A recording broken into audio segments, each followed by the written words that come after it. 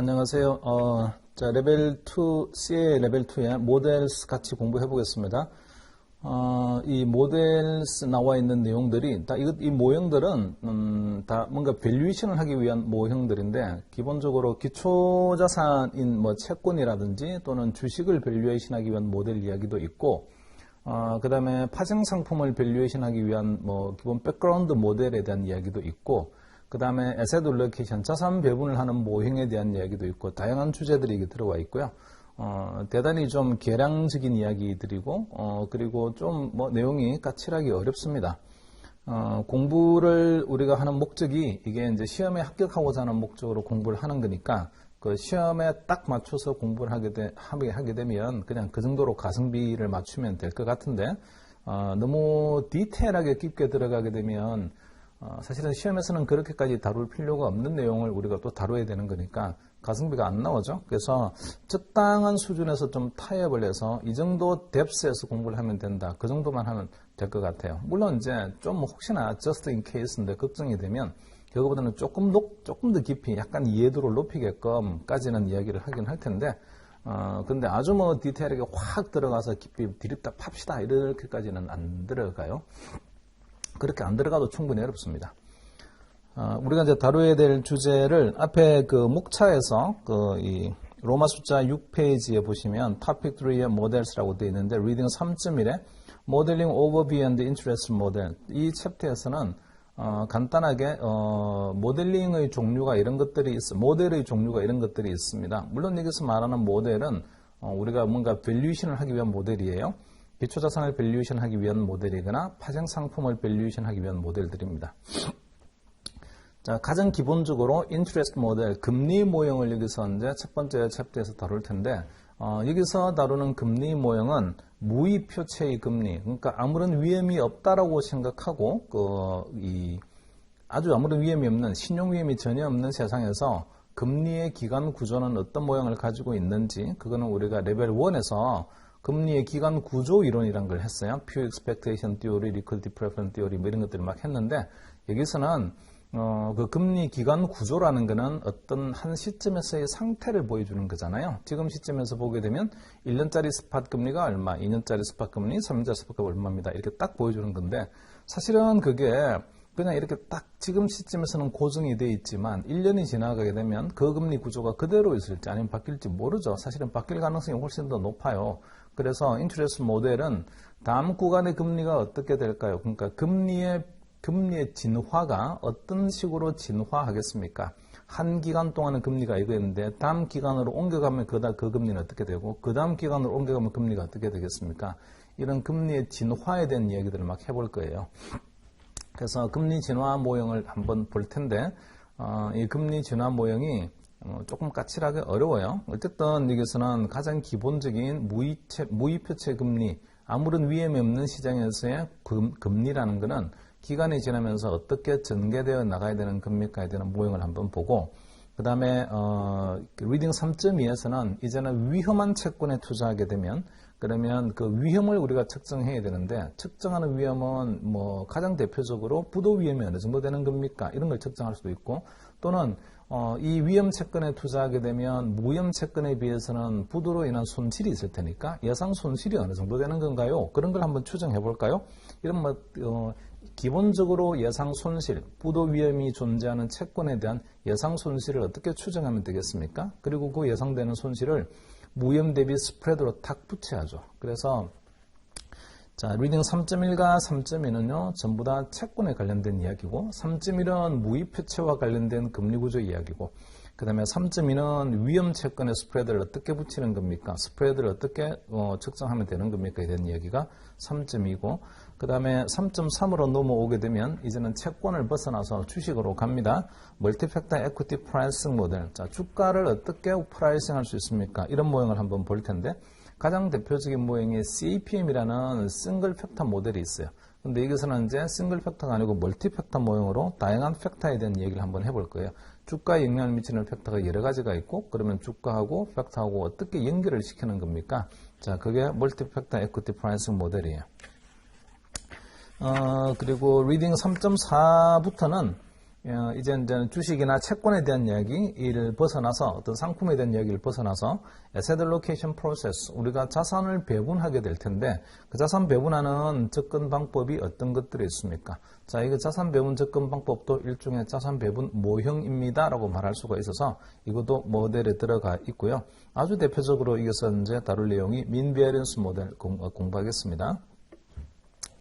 자, 그 다음에 리딩 3.5에서는 그 mean variance optimization 모형 말고 odd asset allocation approach라고 해서 그거 말고도 좀 다른 실무에서 좀 많이 쓰고 있는 asset allocation approach가 있는데 그런 것들은 또 뭐 어떤 것들이 있습니까? 여기까지 볼 거예요. 그래서 이 모델스에 나와 있는 이 토픽의 전체 주제는 맨 처음에 출발하기를 무위표체 또는 그 위험이 하나도 없는 무위험 무위표체 시장에서 우리가 스팟 금리라는 무위험 스팟 금리라는 걸 구해보고 그 무위험 스팟 금리는 기간마다 다 다르게 나올 텐데 그거를 하나의 그냥 정해져 있는 커브처럼 보지 말고 기간이 지나갈 때마다 단위 기간의 금리가 어떤 식으로 변해가는지를 한번 모형으로 한번 만들어 보자는 걸 이제 이 첫 번째 챕터 할 거예요. 그리고 두 번째 챕터에서는 거기다가 신용 스프레드를 붙이기 위한 신용 위험은 어떻게 측정해야 되는 겁니까? 자, 그걸 할 텐데 3.1과 3.2는 전부 다 채권과 관련된 이야기예요. 자, 더불어서 채권과 관련된 이야기이기도 하고 그 다음에 그 파생 상품으로 따진다면 금리 파생 상품을 모델링을 하려고 하게 되면 밸류에이션 하려고 하게 되면 금리에 대한 이야기가 있어야 되는 거잖아요.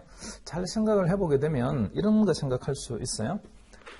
옵션을 대충 예를 들어 보게 되면 자, 기초자산이 있고요. 근데 이 기초자산이 옵션의 만기까지 가는 동안에 전혀 움직이지 않는다. 이렇게 하게 되면 그 옵션은 아무 가치가 없는 옵션이잖아요.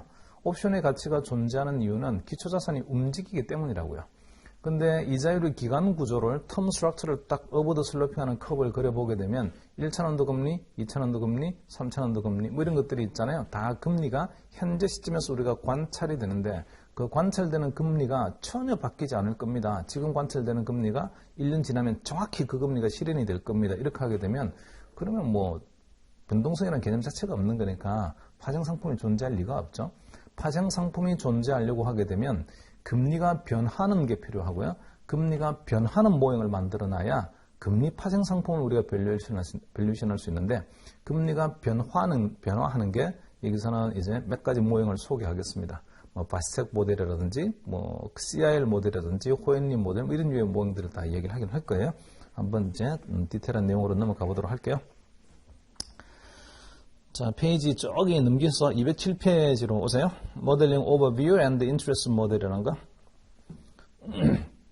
먼저 investment strategy models 봅시다. 투자 전략과 관련해서 뭐 사실은 투자 전략을 감으로 합니다. 이런 사람은 별로 없을 거고 투자 전략도 어떤 아주 정치한 그런 모형에 의해서 우리가 투자 전략을 수립할 거 아니에요.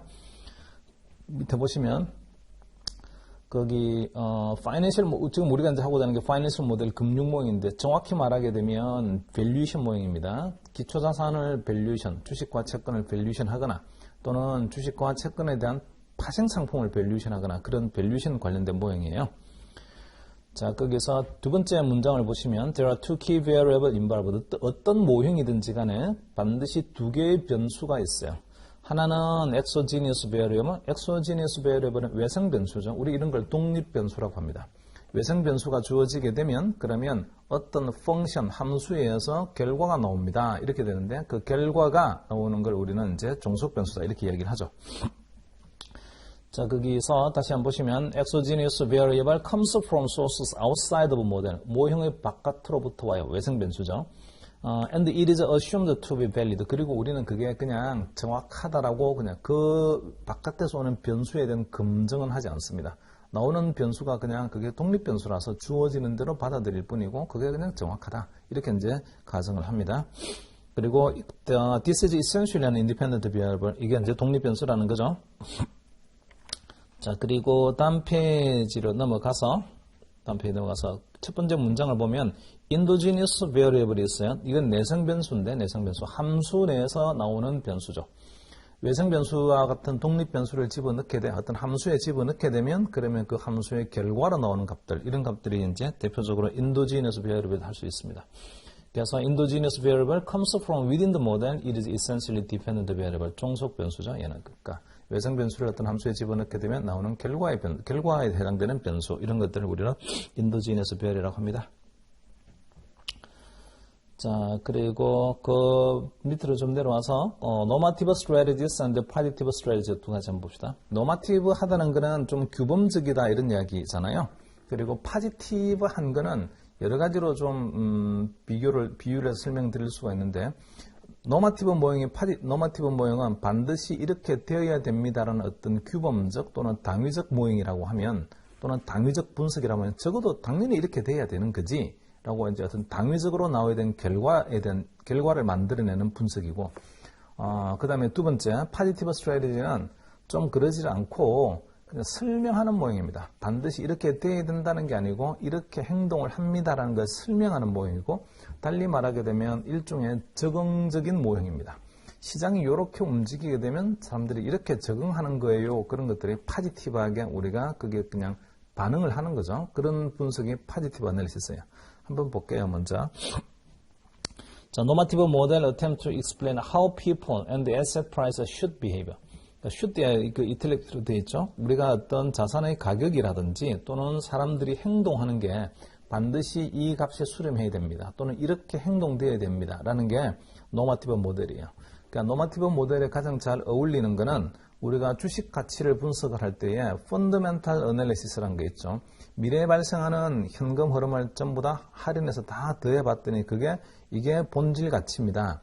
이 본질 가치가 곧 normative analysis죠. 본질 가치를 분석하는 게. 자, 그래서 fundamental analysis하고 사실은 의미가 똑같은 이야기이고, 그 다음에 alternatively positive 모델도 있는데, seeks to understand how people are actually behaving. 어떻게 실제로 행동하나요? 반드시 규범적으로 행동해야 되는 것만 아니고 실제로 행동하는 것은 또 어떻게 행동하는 겁니까? 그런데 실제로 행동하는 게 규범적 행동하고 다른 이유는 실제로 행동하는 게 시장에 내가 적응하기 위해서 그렇게 행동을 하는 거라고요.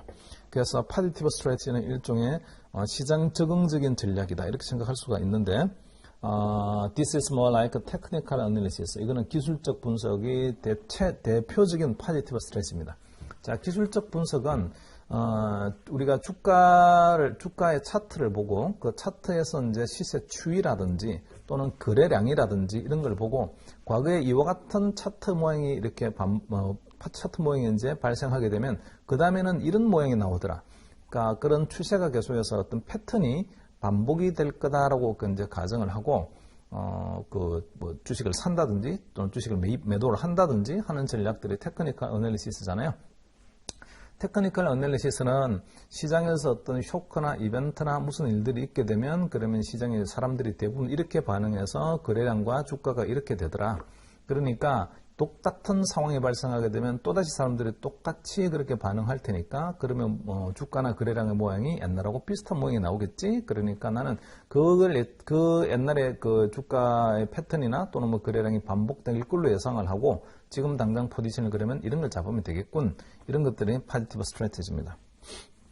시장에 그냥 적응하는 거죠. 긍정적으로 적응해가는 전략. 자, 그래서 그 밑에 both normative and positive models are used to predict future behavior by alternative asset manager. 그러니까 두 가지 방법 다 normative한 규범적 방법이든 자, 규범적 방법은 당위론적이라서 이 자산의 가격은 이렇게 수렴해야 되는 거예요 라는 거죠. 이제 그래서 나는 그 수렴해야 될 그 지향점이 궁극적으로 이루어질 거라고 믿습니다. 지금은 그거로부터 조금 벗어나 있지만 결국은 이 근본적 기본적 가격의 본질 가치에다 수렴할 거라고 믿어요. 그 다음에 포지티브 모델은 지금 시장에서 사람들이 행동하는 걸로 보게 되면 다음번의 행동은 이런 것들이 올 거야. 시장의 차트를 보고 거래량을 보고 이런 행태가 되게 되면 다음번은 주로 이렇게 되더라고 해서 과거에 나와 있는 패턴을 보고 미래를 예측해 보는 거죠. 그렇게 해서 포지션을 잡습니다. 어쨌든 이 노마티브 모델이든 포지티브 모델이든 미래의 행동을 우리가 조금 예측을 해서 수익을 얻고자 하는 그런 방법이에요. 자, trading strategies formed using normative model anticipate that the future price, 미래 현재 가격이라는 게 will converge on normal value. 이제 특정 가격 또는 정상적 가격으로 수렴할 거다라고 믿는 거죠, 이제. 그리고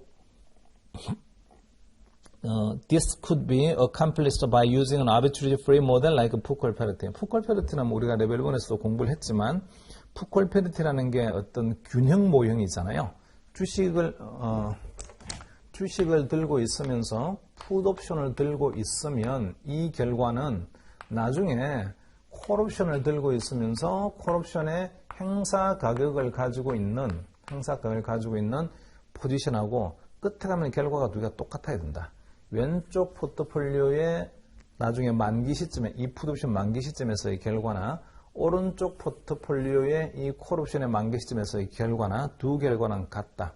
그러니까 미래의 결과가 같은 두 포트폴리오의 현재 가치도 같아야 된다. 이게 이제 푸콜페레트인데 만약에 이게 일치하지 않게 되면 차익거래가 생기는 거죠. 그래서 만약 이런 구조가 되었다라고 하게 되면 이게 오버밸류션 되어 있는 거니까 이게 비싼 거죠. 그러면 이쪽을 갖다가 숏하고 비싼 거는 싼 거는 롱하자. 이렇게 해서 차익거래를 합니다. 그러면 이 포트폴리오를 우리가 팔게 되면 포트폴리오의 공급이 많아지니까 가격이 떨어지고 이 포트폴리오를 사게 되면 그러면 수요가 많아지니까 가격이 올라가서 두 개가 일치되게 되면 그때는 차익거래가 발생하지 않는다. 자, 우리는 뭘 믿는 거냐면 반드시 이 균형이 같아야 된다는 걸 믿는다고요. 왼쪽과 오른쪽이 같아야 되는 걸 믿는다. 그래서 본질적으로 이게 어긋나 있으면 두 개가 이렇게 어긋나 있으면 시장에서는 숏과 롱 포지션들이 이렇게 들어와서 결국은 이렇게 이퀄로 만들 거다. 이렇게 믿는 거죠, 이제.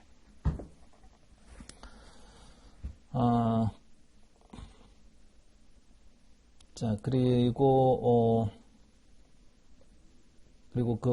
또 바로 이어서 trading strategies derived from positive model. 그리고 positive 모델은 시장에 그냥 적응하는 모델이잖아요.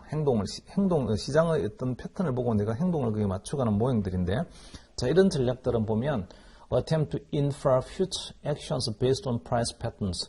이런 패턴이 반복이 되게 되면 주로 보면은 다음에는 이런 모형이 오더라고. 그러니까 과거에 반복된 패턴이 지금 등장하게 되면 그걸 보고 과거에는 이 다음에 이런 게 왔으니까 나도 그러면 이번에도 그런 게 오겠지라고 이제 우리가 추론을 하는 거죠. future action을. 이때 쓰는 것들이 보통 보게 되면 무빙 에버리지라든지 또는 프라이스 채널 구간이죠. 구간. 이런 구간 돌파 전략이나 또는 어떤 트렌드를 쫓아가는 무빙 에버리지를 보면서 트렌드를 쫓아가는 전략을 쓰거나 그렇게 합니다. 그리고 밑으로 내려와서 theoretical and empirical model. theoretical 모델은 얘가 이제 아주 대표적인 일종의 노마티브 모델은요, 규범적인 모델은 대부분 이론적으로 이렇게 돼야 되는 거야 라는 그런 백그라운드를 가지고 있어서 노마티브 모델은 거의 대부분이 theoretical 모델입니다. 이렇게 말할 수가 있고, 반면에 이제 포지티브 모델 같은 경우는 그거는 이론적으로 이렇게 돼야 됩니다가 아니라 시장이 이렇게 되게 되면 사람들이 이렇게 행동하더라고요. 그러니까 그 행동이 어떤 정형화된 행동들이 있으니까 그걸 보고 내가 미래를 예측을 해서 내가 수익을 얻겠습니다. 이런 거라서 이런 것들은 경험치기에서 나오는 그런 모델입니다. 임페리컬 모델이죠. 봅시다. theoretical 모델이라는 거요. model draw conclusions about the behavior from existing observations of underlying behavior. In this sense, they are similar to normative model. 그러니까 theoretical 모델은 기본적으로 보게 되면 어떤 결론을 만들어내는데 from existing observations of underlying behavior. 근본적으로는 이렇게 가야 되는 거예요. 자, 근본적으로 가야 되는 어떤 행태를 보고 우리가 그러면 근본적으로는 이 값에 수렴할 거야 라고 이제 믿는 거죠, 이제. 그래서 얘는 노마티브 모델이다. 근본적으로 가야 될 그런 방향은 이거다 라고 하는 거예요. 그 다음에 그리고 a theoretical model can use simplifying assumptions and observe the relationship to deduce the price of a simple option. think 푸콜페르티. 그러니까 우리가 근본적으로 보게 되면 요렇게 있잖아요. 그죠? 달라지게 되면 어떤 시장에서의 행동이 나올 거냐면 아비트리지 트랜잭션이 나올 거니까 이 두 개가 같아져야 되는 거야. 그런 행동을 할 거야. 이렇게 분석하는 게 theoretical 모델입니다. 자, 반면에 밑에 empirical 모델, empirical 모델은 좀 경험적인 모델이죠. 실증적으로 우리가 경험을 해봤더니 이렇게 됩디다라고 하는 모형입니다. make predictions when behavior is complex. 특히나 이제 시장이 굉장히 단순하지 않고 복잡한 고려 요인이 많을 때, 복잡한 상황이 많을 때는 아주 단순하게 원래는 이게 같아야 되는데 같아지지 않고 계속해서 이 차이가 커지면서 좀 다이버지가 된다든지 뭐 그런 경우도 있어요. 자, 그래서 거기서 두 번째 문장을 보시면 그 empirical 모델에서 두 번째 문장에서 the relationship between variable is changing over time. 어쨌든 이 가격과 가격을 서로 비교할 수 있는 그 변수들이 어떤 일정한 관계에 있지 않고 계속해서 뭔가 변해갈 때 보게 되면 그때는 반드시 일정한 관계에 있어야 됩니다라는 이 딱 두 개 이퀄이 돼야 됩니다. 이런 것들이 성립이 안 되는 경우니까 이럴 때는 경험적으로 이제 우리가 그 모형을 만들어서 투자 의사결정을 하죠. 그래서 this model is a better choice of a complex security with overlapping layers of optionality. 그래서 한 단계 문을 열고 들어가게 되면 그 다음 단계는 우리가 어떤 선택을 해야 되는 거지? 그 다음에 좋아 거기서 선택이 끝나면 그 다음에는 또 무슨 선택을 해야 되는 거지? 그러니까 여러 단계에 우리가 선택을 해야 되는 한 번의 선택이 아니고 여러 번의 선택을 해야 되는 경우에는 이거는 주로 보게 되면 이제 경험칙에 의한 모델을 쓰게 됩니다.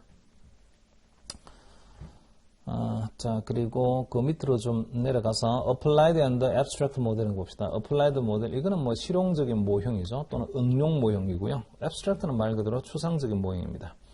자, 먼저 Applied 모델, 실용적 모형 또는 응용 모형 이런 것들은 is designed to solve actual real-world challenges in present day. 그러니까 실제 시장에서 일어나는 일들에 적용을 할 수 있는 모형들이에요. 실용적인 모형이니까.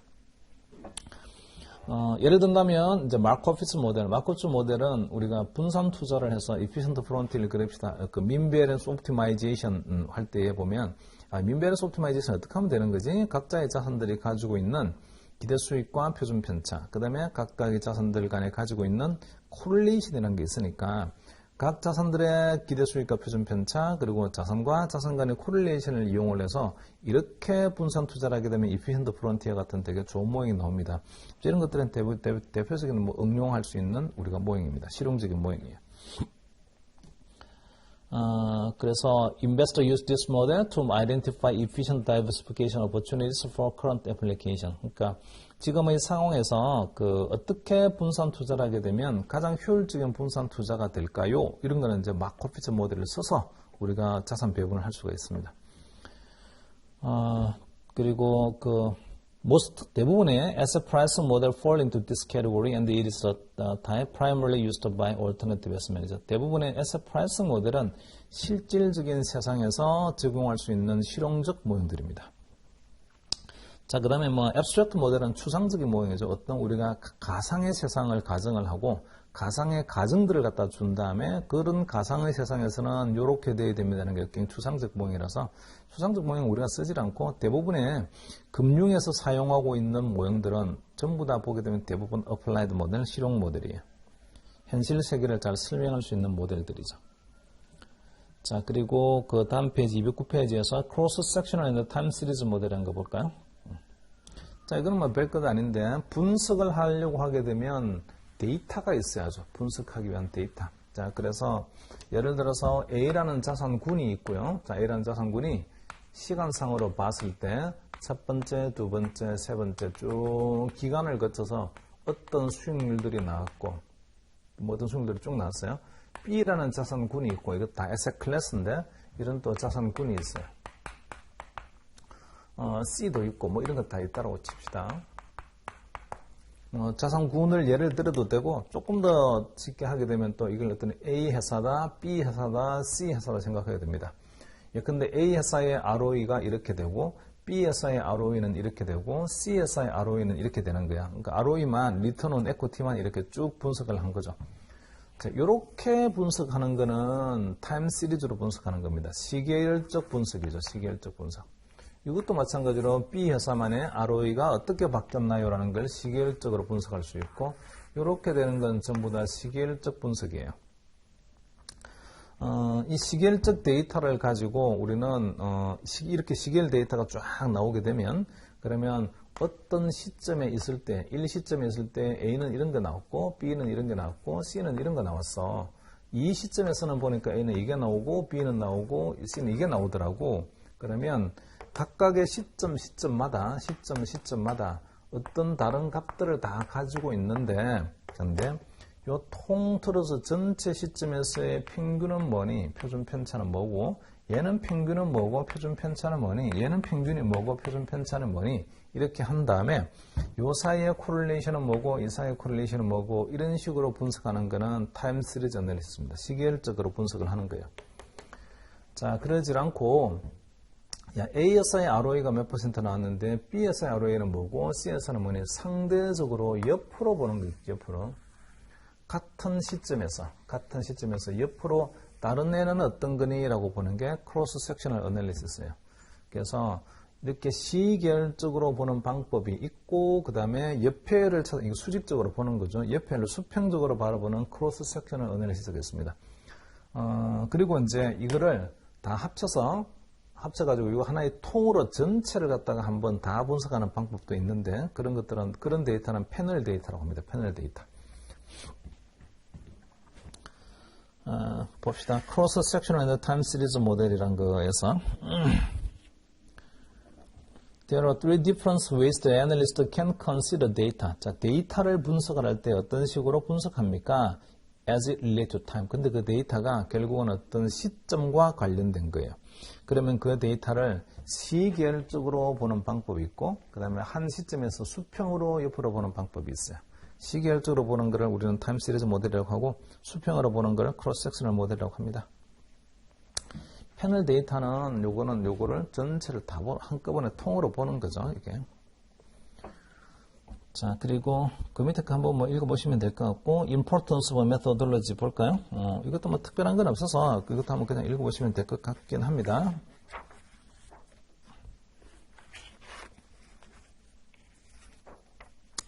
거기서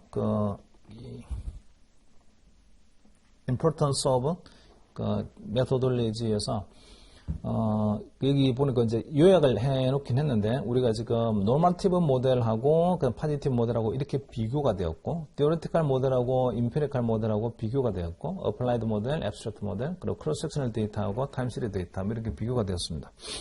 자, 거기서 to properly evaluate management strategy, it is important to understand which model is being applied. 그러니까 어떤 전략을 갖다가 우리가 지금 하고자 하는 거는 이 매니저가 쓰고 있는 전략을 제대로 쓰고 있나요를 갖다가 분석하고 싶어요. 그럴 때는 그 전략이 어떤 모델에 근거한 겁니까에 대한 이해가 먼저 돼야죠. 그래서 첫 번째 매니저는 매니저 1, use an equilibrium pricing model to identify trading opportunities based on deviation from the ideal value. 자, 이퀄리브리엄 프라이싱 모델이 이거는 균형 모형이잖아요. 균형 가격 모형. 이 균형 가격 모형이 대표적인 노마티브 모형이에요. 반드시 이 값으로 수렴해야 된다. 그래야만이 시장이 균형이다. 이런 모형이거든요. 그래서 뭔가 균형 가격으로부터 벗어나 있으면 그러면 그게 우리가 투자에 어떤 의미가 있는 거죠. 균형 가격보다 싸다라고 하면 롱 포지션 사야 되는 거고 균형보다 비싸다라고 하게 되면 숏 포지션 빌려서 팔아가지고 나중에 떨어지게 되면 도로 사서 이익을 얻어야 됩니다. 그래서 제가 쓰고 있는 방법이 뭔가 균형 모형으로 네가 투자 전략을 쓰고 있는 거니 그런 어떤 모형을 쓰고 있는지 전략을 이해하려고 하게 되면 그 모형에 대한 이해가 먼저 있어야 되고 그다음에 매니저 2 devised trading signal 매니저 2는 그렇게 하지 않고 시그널을 보는 거죠. 추세를 보거나 거래량을 봐서 지금이 들어갈 때다, 지금이 나올 때다 이렇게 이제 시그널을 보는 경우 based on months and strategical pattern that has been observed to repeat. 그러니까 그 패턴이 계속 반복될 거라고 생각하고 어떤 시장 시그널을 딱 포착해서 지금은 들어가야 될 때야 이게 계속 반복이 되니까 자, 이런 모형을 쓰는 두 사람의 매니저가 있으면 서로 다른 접근 방법이죠. The first manager is using theoretical and normative model. 첫 번째 equilibrium pricing 모델을 쓰는 사람은 좀 이론적이면서 반드시 이렇게 돼야 된다는 규범적 모형에 근거해서 투자 전략을 하고 있는 거고 while the second manager is using empirical, 실증적으로 과거에 이런 패턴이 반복이 되면 다음에는 이런 일이 오더라고. 그러니까 empirical 모델과 그 다음에 positive 모델, 시장에 적응하는 거죠. 시장의 환경이 이렇게 되면 이렇게 하는 거야 라는. 그래서 empirical, positive 모델을 쓰는 겁니다. 두 사람이 쓰고 있는 전략의 기본적 모델이 다르죠. 자, 그래서 there is not a judgment on which is correct. 어떤 게 그럼 맞는 건가요? 그런 개념은 없습니다. 없어요. But it is useful to understand the logic behind their differing approaches. 분명히 중요한 거는 이런 전략을 쓰고 있을 때에 그 전략의 근거가 뭡니까? 그러니까 당신이 그냥 단순히 감으로 하지 않고 포지션을 그렇게 잡은 이유는 분명히 어떤 이유나 근거가 있을 텐데 어떤 모형에 근거한 겁니까? 이걸 이해하는 게 이제 중요하다는 거죠. 자, 그 다음에 그 밑으로 좀 내려와서 Equilibrium Fixed Income 모델이라는 거 봅시다. 균형 모형이에요. 자, 벌써 이제 균형 모형이잖아요. 이게 균형 모형이 되게 되면 일종의 이제 당위적인 모형이면서 노멀티브한 모형이면서 그리고 좀 디오레티컬한 모형입니다. 이론적으로 보면은 이렇게 돼야 되는 거고 그 다음에 그렇게 되는 게 당연한 거야 라는 모형이라고요. 봅시다. 이거 픽스드 인컴 모델이니까 기본적으로는 채권의 가치를 평가하기 위한 모형입니다. 채권의 가치를 평가하기 위한 모형으로 여러 가지를 이제 우리가 생각해 볼 수가 있는데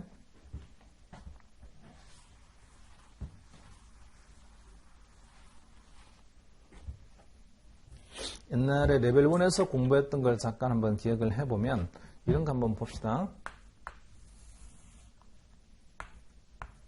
자, t equal 0, 1, 2, 3 이렇게 타임 호라이즌이 있고 이거는 1년, 2년, 3년이라고 합시다. 지금 여기가 이제 현재고 현재 시점에서 1년 후에 만기가 도래하는 여기서 뭔가 뭐 돈을 주는 제로 쿠폰 본드가 하나 있어요. 그리고 지금으로부터 2년 후에 만기가 도래하는 제로 쿠폰 본드가 하나 있고 자, 그 다음에 지금으로부터 3년 후에 만기가 도래하는 제로 쿠폰 본드가 하나 있습니다. 이게 현재 시점에서 거래되고 있는 거니까 얘의 가격이 있겠죠. 프라이스가 첫 번째 채권의 가격 1년 만기 제로 쿠폰 본드 가격이 얼마입니다. 2년 만기 채권의 시장 가격이 얼마고 3년 만기 채권의 시장 가격이 얼마입니다. 이렇게 가격이 나와 있어요. 자, 이 시장 가격이 이런 것들이 지금 시장 가격이죠. 여기 1년 후에 나오는 원금을 현재 가치로 가져온 게 시장 가격이 될 테니까 이거 뭘로 할인해야 되는 겁니까? 자, 이거를 할인하는 할인율을 우리는 스팟 금리라고 하죠. 1년짜리 스팟 금리. 그 다음에 2년 후에 오는 거는 그러면 얼마로 할인해야 되는 겁니까? 2년 후에 오는 것들을 보게 되면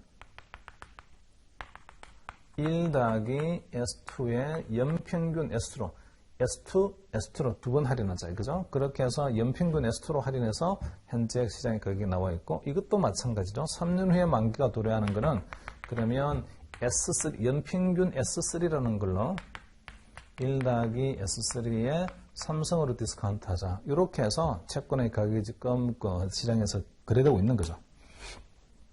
자, 이거를 그림을 이렇게 그려보게 되면요. 만기를 기준으로 1년, 2년, 3년 이렇게. 자, 지금부터 1년 후에 원금이 오는 현금 흐름의 현재 가치가 S1으로 디스카운트해서 나온 거고 그 다음에 2년 후에 오는 중간에 이자 안 줘요. 2년 후에만 딱 돈을 한 번 준다고요. 그러니까 뭔가 여기서 이자를 줘서 뭐 재투자합니다. 그런 고민 필요 없습니다. 2년 후에 오는 거는 그럼 연평균 뭘로 디스카운트 하는 겁니까? S2로 디스카운트. 3년 후에 오는 거는 연평균 S3로 디스카운트. 이렇게 해서 이렇게 휙 꺾게 되면 이게 이제 이자율의 기간 구조죠. 얘가 Term Structure of Interest.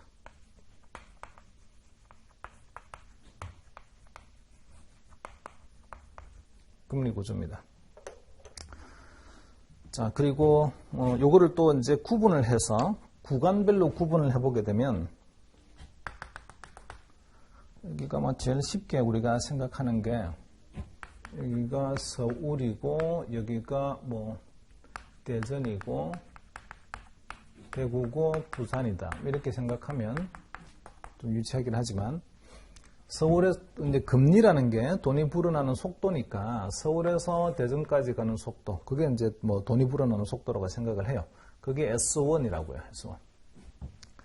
자, 그 다음에 대전에서 대구까지 가는 속도도 있을 거예요. 그런데 지금 보니까 서울에서 출발해서 대구까지 가는데 두 개의 구간을 거쳐 가는데 연평균 속도, 구간 평균 속도가 뭐니? S2예요. 자, 이거는 구간 평균 속도잖아요. 서울에서 그러면 대전까지 속도는 뭐겠습니까? 서울에서 대전까지 속도는 1 더하기 S1. S1의 속도가 되어야 되는 게 맞고요. 같은 구간이니까. 그 다음에 두 번째 구간의 속도는 뭡니까? 두 번째 구간의 속도는 1 더하기 첫 번째 구간 다음에 나오는 첫 번째 구간이라는 의미에서 1F1이라고 쓸게요. 이런 금리를 forward 금리라고 하죠. forward. 1년 후의 금리란 뜻이죠. 마찬가지로 그러면 이것도 서울에서 부산까지 가는 평균 속도가 있는데 우리가 명절 때 보면 그런 이야기 많이 하잖아요. 지금 출발하시게 되면 서울에서 부산까지 시간이 얼마 걸립니다. 평균 속도 어느 정도 됩니다. 그 평균 속도는 서울에서 부산까지 전체 평균적 속도지만 구간마다 속도는 다 다를 거예요. 자, 그래서 첫 번째 구간의 속도는 1 더하기 S1이라는 속도가 돼야 되고 S1.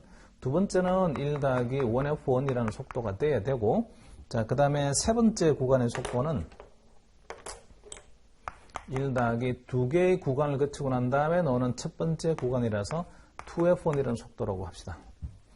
자, 이것들은요, 지금 나와 있는 첫 번째 구간의 속도 S1, 두 번째 구간의 속도 1F1, 그 다음에 세 번째 구간의 속도 2F1은 이미 관찰되어 있는 값들입니다.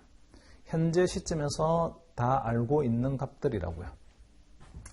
그거를 여기다가 하나 구간별로 쪼개서 써보게 되면 첫 번째 구간은 S1이고요. 두 번째까지, 첫 번째에서 두 번째까지 가는 속도는 뭐니? 그거는 조금 높아서 얘가 1F1입니다. 그 다음에 두 번째 구간에서 세 번째까지 가는 속도는 뭐니? 걔는 조금 높아서 2F1입니다. 자, 이렇게 해서 이런 그림을 그리게 되면, 이런 그림이요. 이런 금리를 우리는 forward rate라고 하죠. forward curve라고 합니다. forward rate curve. 그 forward rate curve는 단위 구간의 금리예요. 단위 구간의 금리. 이 구간은 S1. 이 구간은 1F1. 이 구간은 2F1. 그런 금리라고요. 자, 만일에 그러면 이런 거 할 수 있잖아, 이제. 여기가 현재 시점이잖아요. 현재 시점. 현재 시점에서 이런 채권이 하나 있어요. 자, T=1 시점에서 어떤 쿠폰을 주는 채권이 하나가 있고 T=2 시점에서도 쿠폰을 주는 채권이 하나가 있어요. T=3 시점에서는 쿠폰 더하기 원금을 주죠. 이제 여기가 채권의 만기니까. 여기가 T=0 시점 현재예요.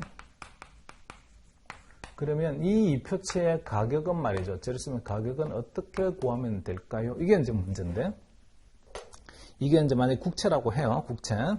국채면서 이 표체인 거예요. 그러면 어떻게 구하면 됩니까? 어떻게 구하기는요? 여기 나오는 커브 있잖아요.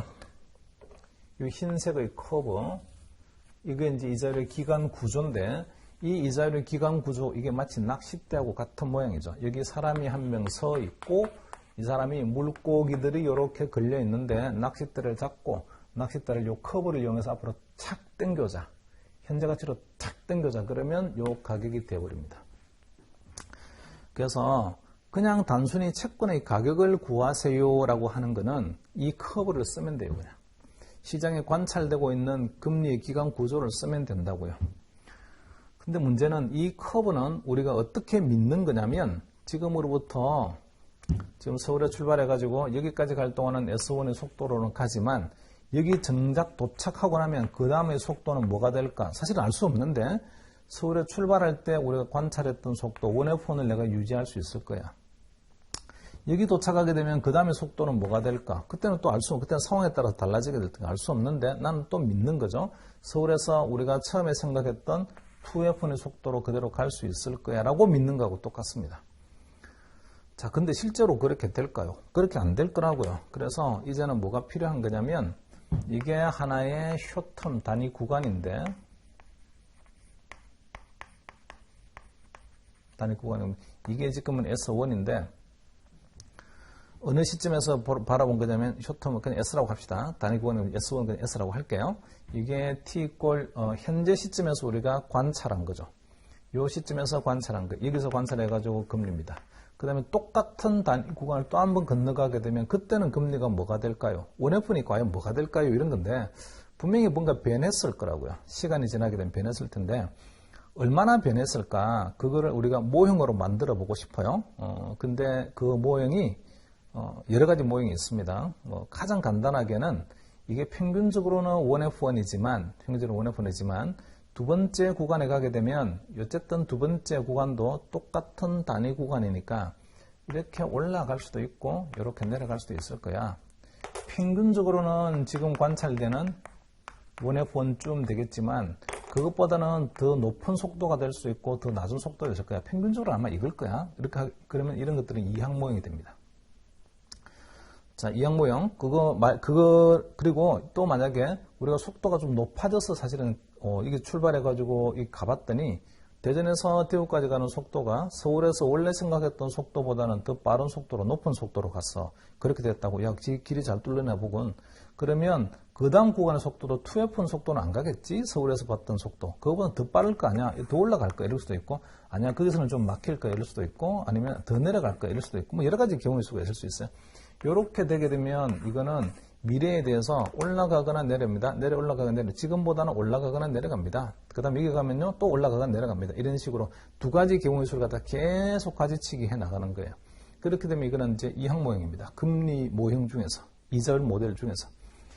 근데 그런 이항 모형이 가장 우리가 딱 금방 와닿는 이야기고, 두 번째 접근 방법은 이런 게 있어요. 여기 쇼턴 금리가 현재 시점에서 보게 되면 요래요. S1이에요. S1.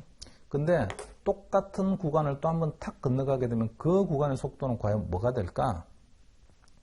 이거 1F1을 갖다 인정하지 않고 한 단위 구간의 속도들이 뭔가 확률적으로 왔다 갔다 하고 움직여 라고 이 속도 자체는 굉장히 확률 변수야 라고 만든 모형이 이퀄리브리엄 모델, 이런 모델들입니다. 지금 하고 있는 이퀄리브리엄 모델. 한번 봅시다. 자, 이퀄리브리엄 픽스드 인컴 모델에서 CIA 레벨 1 curriculum presented the theories that explain the shape of yield curve. 이런 거 했다니까. 레벨 1에서 우리가 한 건 뭐냐면 왜 지금 현재 시장에서 관찰이 되는 이자율의 기간 구조가 이렇게 upward 슬로핑일까요?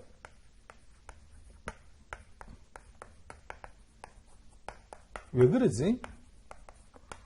그러니까 the shape of yield curve죠. 모양이 이렇게 되어 있다고. 왜 모양이 이렇게 되어 있을까? 이걸 설명하는 이론이 pure expectation theory, 그 다음에 liquidity preference theory, preferred habit theory, market segmented theory, 뭐 이런 식으로 이자율의 기간 구조 이론이 있습니다. 그거는 모양을 설명하는 거예요. 모양을. 근데 우리는 이 모양은 사실은 지금 현재 시점에서 관찰된 모양일 뿐이고 이게 유지가 될지는 모른다고요. 사실은. 뒤에 가보게 되면 1F1이라는 그 속도가 아니고 안 나오고 다른 속도로 됐을 가능성이 되게 높아요. 그래서 이동하는 구간, 이게 이제 시간으로 보게 되면 하루가 이동한다든지 아니면 숏타임, 어떤 짧은 기간을 이동하게 될 텐데 이동하게 되면 그 다음 짧은 구간 동안에 적용되는 금리는 이 1F하고는 다른 금리가 되어 있고 걔는 확률 변수다. 이렇게 이제 모형을 한번 만들어 볼까? 그게 이제 대표적인 게 이퀄리브리엄 모델이에요.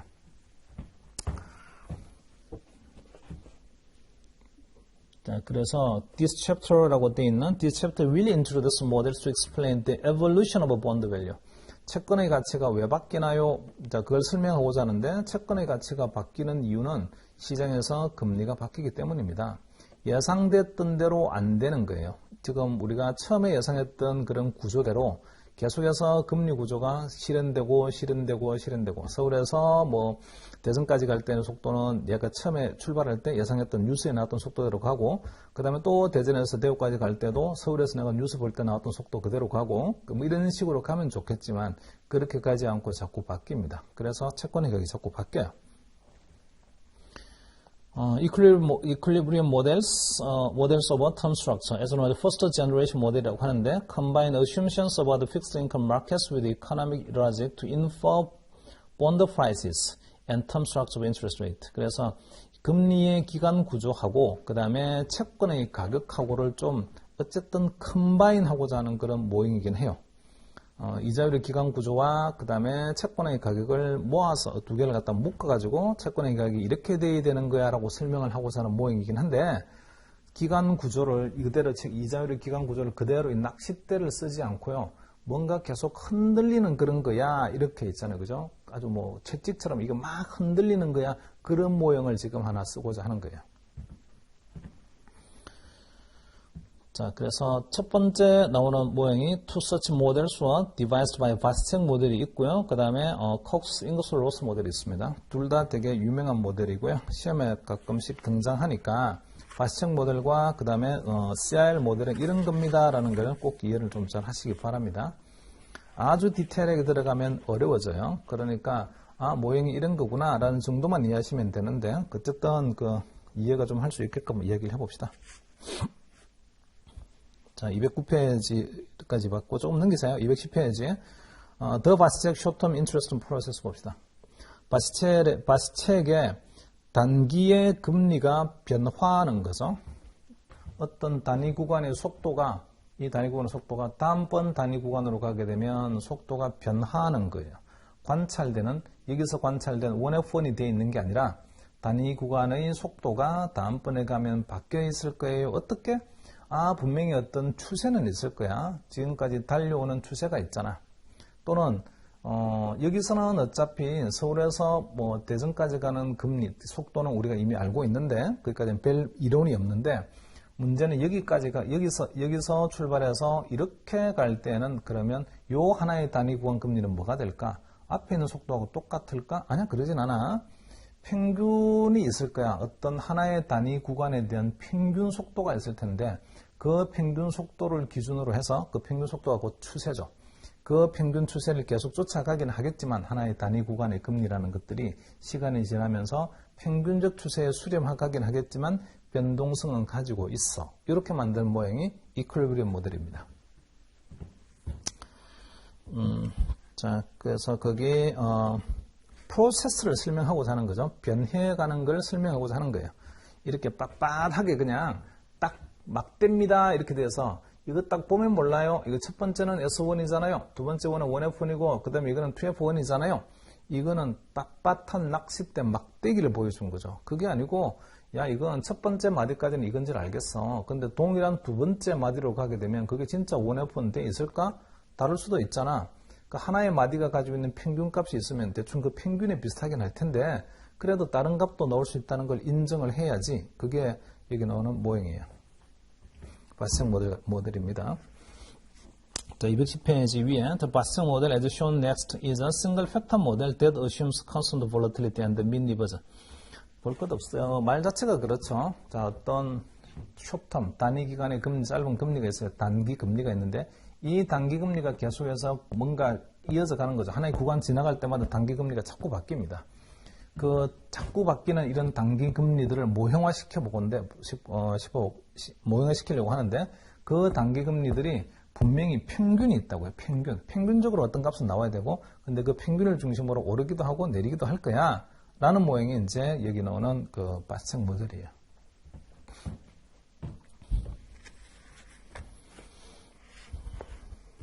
자, 거기 210페이지 윗부분 잠깐 봤는데 조금 이따가 조금 쉬었다가 봅시다.